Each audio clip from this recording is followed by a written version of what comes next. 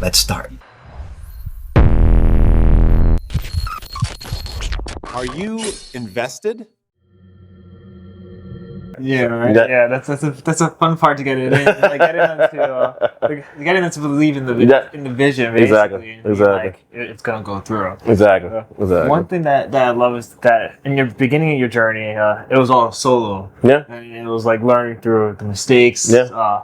And then you hopped into a mastermind group. Yeah. And then that mastermind group probably limited the mistakes that probably would have came through if you kept going through solo. Yeah.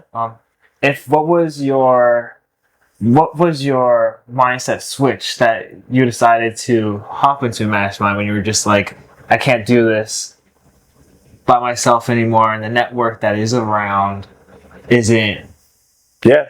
So how did you get into a mastermind group specifically for real estate? Mm-hmm. No, great question. So knowing what I went through or lack thereof, right, for the consulting, probably my only advice, a lot of people ask me, hey, what do I, if you give yourself advice like 10 years or for your business to start it, what would you do? I would simple. I would just find a mentor or find a mastermind or find someone that has already been there, done that, and just copy them, right? Copy, right? A repeatable process, right? Why try to invent something that is, that works already? Yeah, exactly. Why reinvent the wheel? Exactly.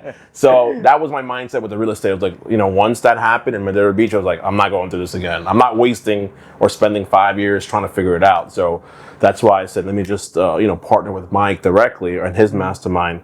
And that's why that's why I made it happen. And thanks to that, thanks to his guidance and mentorship, I'm on a tech basis with a guy who owns 2 hotels, who has over 2,000 units, and is very successful in what he does. So I'm very, very happy for that. Yeah. Jairo, I wanted to dig in a little deeper on the mentorship aspect, because today we have a lot of influencers, but not a lot of mentors. Yeah.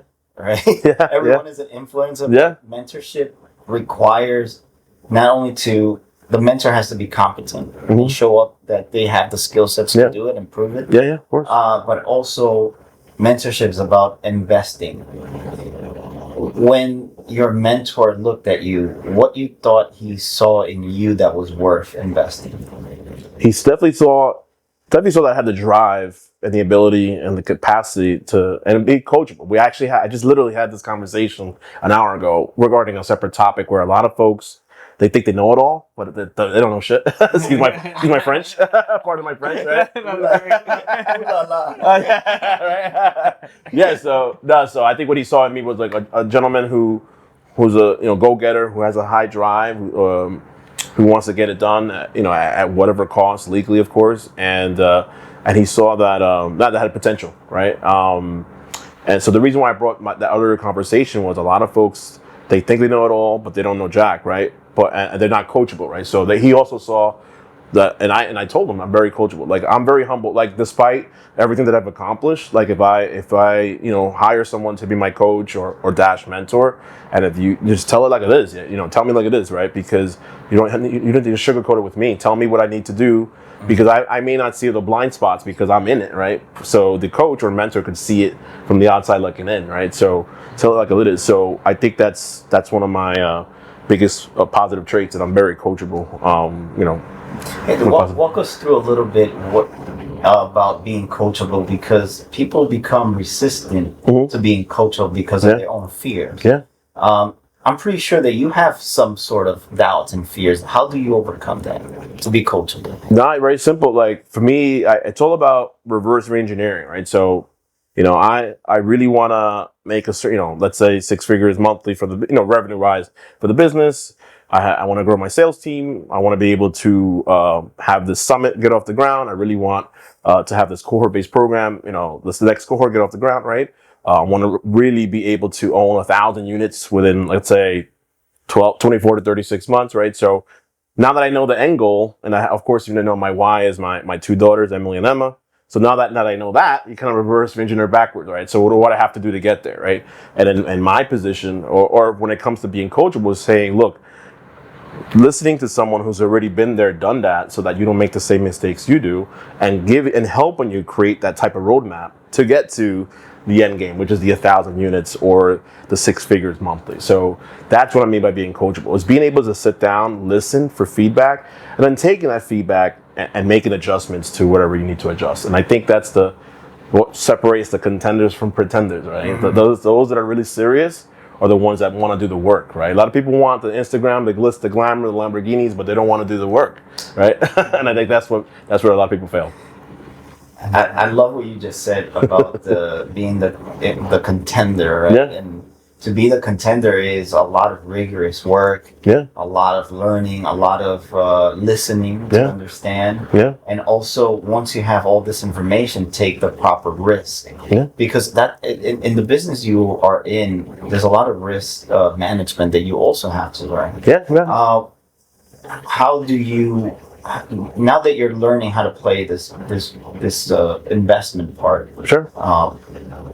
What is one thing that you have discovered of yourself that you thought you didn't have before doing this? Yeah, definitely the time management and like it's one for sure because of everything that I do. I do my stuff with the chamber. I have my stuff with my own consulting company, and then almost the real estate thing is like a separate entity in itself, right? To an extent, right? So it's all about time management and be able to prioritize. We were talking about that before on air. Maybe it'll air, maybe it'll not.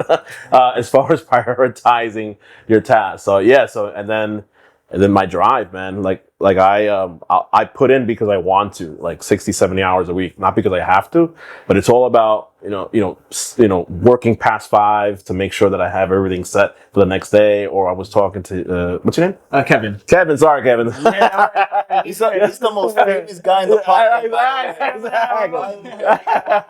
They don't even know me. They're like, "Oh, I seen you." As I was telling Kevin, how sometimes you have to I take Sundays at least to kind of prep for the week, right? So taking time to do that, right? Or like as an example, I take the evenings a lot to kind of like raise capital, like connecting with people, say, hey, how you doing? How can I help? Are you interested in this deal or not? So yeah, what I've learned from this journey is it's one, time management. Number 2, believe it or not, analyzing a deal, right? Which is so important, right? Because you can't just jump on any deal. A lot of people say, hey, why don't you invest in New York or New Jersey or California? Because the numbers aren't there. That's why, right? The numbers make sense or more sense for us in Ohio and in the Carolinas for now. That's one, because our property management is there in both states, but 2, the cap rate is good, the equity multiplier, the ROI, the difference in the equity is better, the rents are easier to manage. Everything is like, plus it checks all the boxes, check. So I've learned to analyze deals that way, and I can analyze a deal relatively. I bet I have a calculator, but I can analyze the deal relatively quickly to see whether it's worth even entertaining putting together a letter of intent for. Yeah, it's like having like a $2 million place in New York, right? And you try to sell it for $3 million, and all you get is $500,000. Right. It's like right. It sounds good. It sounds good, but when you write the numbers now, it's like, oh my god, you're gonna all that. Yeah, right. Right. Like even if it doesn't make sense.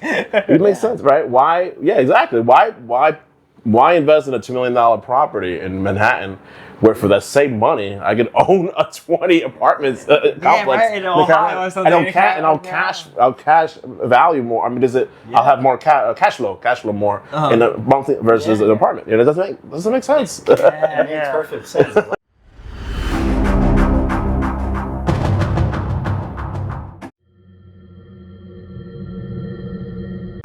Help us continue to embrace these human experiences and explore more about ourselves and others by just subscribing. If you like our content, definitely comment, share it. But also, if you want to be part of our podcast, all you have to do is leave a comment and tell us what you want to talk about. Remember, this is the platform for the people, and we're here to explore those life experiences that are very unique to you and to everyone else. Don't forget to subscribe.